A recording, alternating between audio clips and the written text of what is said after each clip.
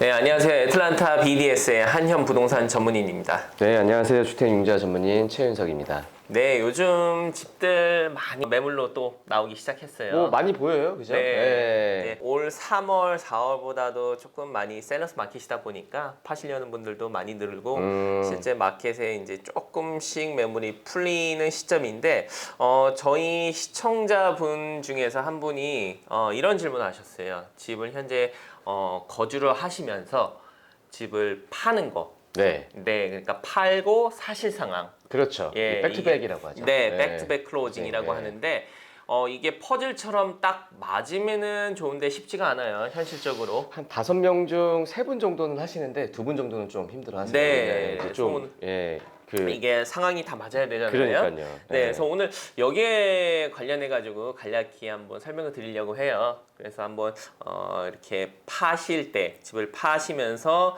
또 새로운 융자를 받으시면서 새 집을 사시는 동시에 사시는 경우 어떤 상황이 또 발생이 되고 어떤 점을 알고 계셔야 되는지 한번 영상을 준비해 봤습니다.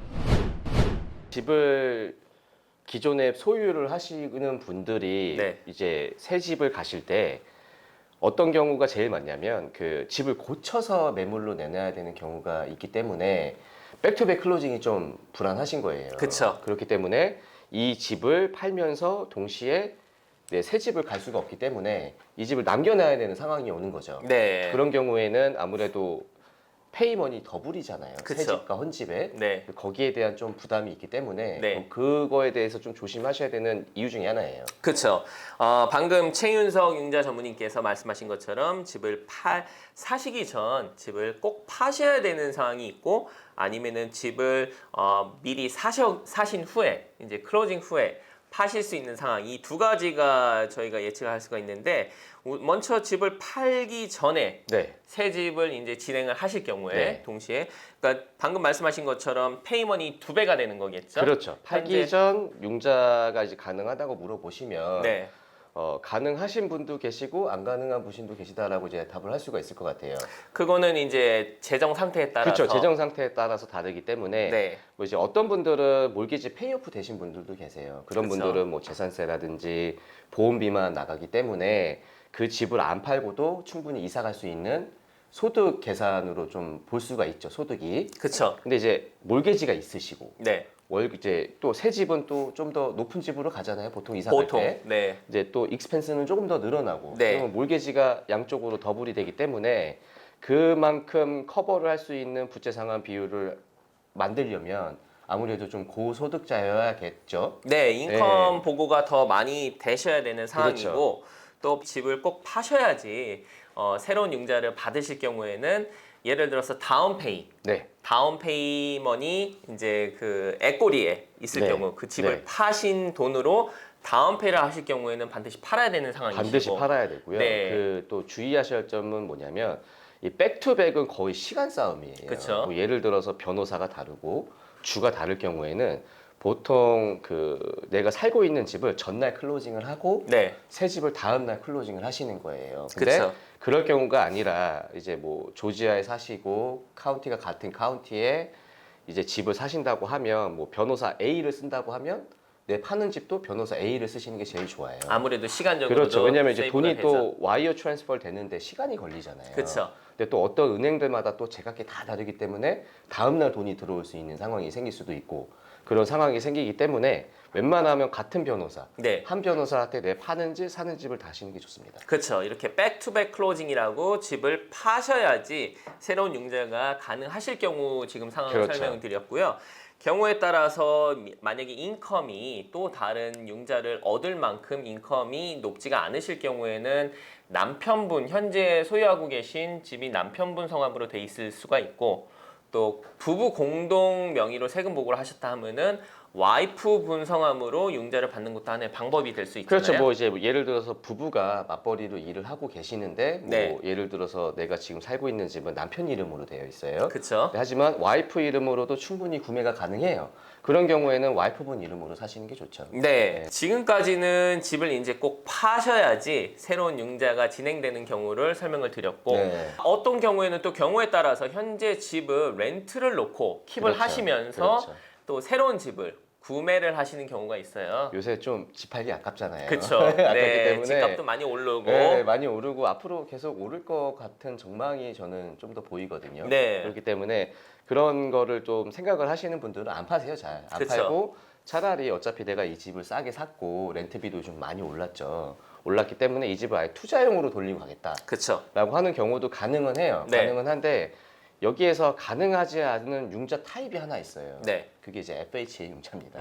FH라는 네. 거는 투자용은 안 되죠. 네, 그렇죠. 네. 그러니까는 FHA 융자를 받으시는 분들은 이제 그 어떤 그러니까는 예를 들어서 내가 자가를 살고 있는데 FHA 융자로 집을 사셨어요. 집을 사셨는데 내 다음 집은 뭐 5% 다운하고 20% 다운하고 컨벤셔널 융자로 받으신단 말이에요. 네. 근데 그랬을 때 FHA에서 요구하는 그런 가이드라인이 있기 때문에 네. 그 가이드라인을 좀 맞추기가 힘들어요. 네. 힘들기 때문에 이제 그런 가이드라인을 따라서 그 렌트 집을 놓고 가시는 분을 별로 볼 수가 없어요. 그쵸, 그게 좀 아무래도. 다음 시간에 또 FHA 가이드라인에 대해서 해드리겠지만 그런 경우에는 조금 힘들지만 그런 경우가 아니고 컨벤셔널 융자를 가지고 계신 분들은 이제 그 집을 렌트를 주고 렌탈 인컴을 쓰고 이제 이사를 가실 수가 있는 거죠. 그쵸. 근데 뭐 예를 들어 렌탈 인컴이 2,000불이라고 하면 2,000불 다 사용하는 게 아니라 그 2,000불의 75%밖에 인정을 안 해드려요. 그러면 즉 렌터를 놓고 네. 지금 현재 기존의 집을 킵을 하시면서 새 그렇죠. 집을 이제 구매를 하실 경우에 렌트 인컴이 2,000불로 가정할 때 거기에 75%, 75%. 1,500불, 그렇죠. 1,500불을 수입으로 인정을 받는다 이거죠. 받고 해드리는 거죠. 네. 그런 식으로 하면은 부채 상환율이 줄기 때문에 줄죠. 네, 그게 가능하는 얘기고. 그리고 6개월치 그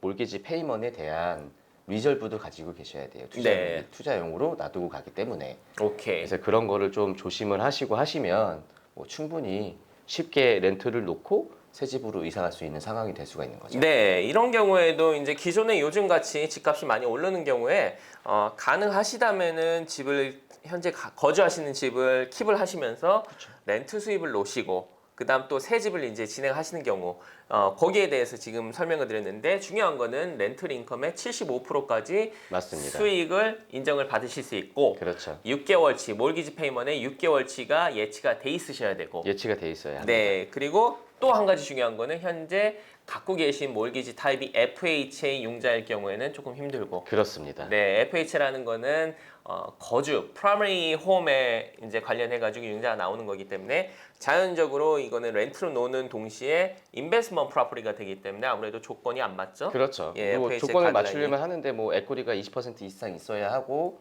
또 그 파는 집이 또 100마리 이상 차이가 나야 되고 그런 좀 복잡한 조건들이 있어요. 네. 네. 그래서 웬만하면은 FH 융자 같은 경우는 렌트 하우스를 이제 킵하시기가 좀 힘드시다 이제 생각을 하시면 되고요. 그래서 FHA를 가지고 계신 분들은 보통 이제 어떻게 하시냐면 살고 계실 적에 네. 프라이머리로 재융자를 하시고 나서 렌트를 주고 나가시는 방법도 있겠죠. 네, 그게 가능하겠네요. 가능하죠. 네. 가능하죠. 네, 이런 이제 팔고 사시는 경우 아니면은 기존의 집을 킵을 하시면서 또 새 집을 이제 사시는 경우에 대해서 설명드렸는데 요즘 같은 경우 새 집을 사시는 비율도 많이 늘었어요. 거의 새 집을 많이 선호하시기 하는 편이죠, 그죠? 그죠. 아틀란타 같은 경우는. 네, 근데 또 반대로 새 집이 워낙 이게 땅덩어리가 작으니까 네. 너무 이렇게 붙여서 짓잖아요. 네. 그래서 자기만의 공간이 좀 없어 보여서 반대로 좀 연식은 돼도 좀 땅도 넓고 뒷뜰도 넓고 이런 거를 좀 많이 찾지 않나요? 그렇죠. 그죠? 네. 네,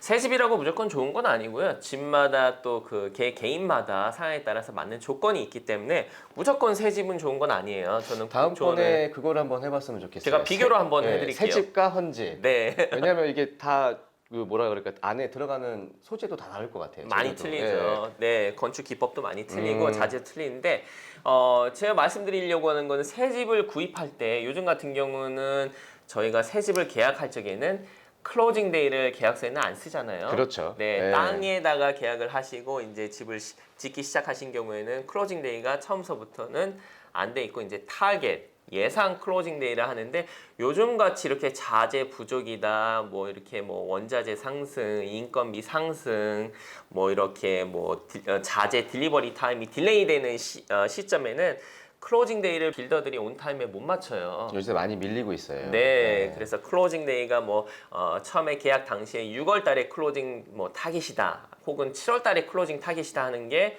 뭐 10월, 11월, 심하면은 뭐 연말까지도 이게 딜레이가 되는데 이럴 경우에는 예상치 못한 상황이 생기잖아요. 그렇죠. 네, 집을 사시게 되면은 이럴 경우에는 이제 그 집을 파시고 새 집을 사셔야 되는데 이 중간에 또 텀이 이렇게 생긴단 말이에요. 맞아요. 그 네. 본인이 파는 집은 클로징 날짜를 미루기가 조금 힘들잖아요. 그쵸. 왜냐면 이제 이사를 들어오시는 분들도 뭔가 조건이 있을 수도 있고, 뭐 예를 들어서 뭐 집을 빨리 팔아야 되는 상황일 수도 있고, 네. 아니면 뭐 다운페이를 하기 위해서 이사는 나중에 오더라도 돈을 먼저 마련해야 되는 상황이 있을 수도 있잖아요. 그렇죠. 그랬을 때는 이제 셀러랑 바이어랑 템포러리 어쿠펀시를 따로 계약을 하지 않나요? 네, 그래서 저희가 계약서에 이런 상황에 대비해 가지고 이제 진행이 되는 게 temporary occupancy라고 임시 거주한다는 조건이 들어가게 돼요. 네. 그래서 이 temporary occupancy라는 상황이 발생할 수 있는데 이 상황이 발생할 경우에는 유의할 점이 있어요. 이게 시점이 막연하게 뭐 4개월이든 5개월이든 템포럴리 임시로 거주가 가능한 건 아니고요. 그렇죠. 은행의 허락을 먼저 받아야 돼요. 맞습니다. 예, 융자를 받을 적에는 보통 up to 60일까지. 60일까지는 저희가 인정을 해드려요. 네. 인정을 해드리기 때문에 내가 내 집을 샀지만, 그러니까 뭐 반대인 입장인 거죠. 내가 집을 샀는데 이분들이 새 집을 사시는 분들이야. 그래가지고 60일 정도를 기다려야 되는 상황이 온단 말이에요. 네네. 근데 저도 좀 시간적인 여유가 있고, 네. 그래서 60일에 대한 이제 렌트를 주기로 했는데, 그 60일이 넘어가면 네. 이제 그 은행에서는 프라이머리로 인정을 안 한다는 거죠. 그렇죠. 그러면 이게 혹시 인베스트먼트 아니냐 그렇죠. 이렇게 또 예. 질문이 올 수 있기 때문에 대부분의 경우에는 저희도 뭐 가끔 이렇게 임시 거주 (temporary occupancy) 조항이 있는 계약을 진행할 경우에 up to 60일 이상 주는 은행은 못 봤어요. 근데 이거를 만약에 해도 그 셀러 입장에서는 나중에 네. 좀 골치가 아플 수도 있는 것도 있을 것 같아요. 골치가 아파요. 이 temporary occupancy에 대해서 또 자세히 들어가면은 또 이렇게 뭐 상황이 여러 상황이 발생할 수가 있는데 temporary occupancy라는 거는 분명히 이제 파는 셀러 쪽에 페이버가 되는 거예요. 그래서 바이어 쪽에 이득이 되는 조건은 하나도 없어요. 사실 어떻게 보면은 셀러의 편의를 위해서 임시를 거주를 할 수 있게 이렇게 그 허용을 해주는 조항이기 때문에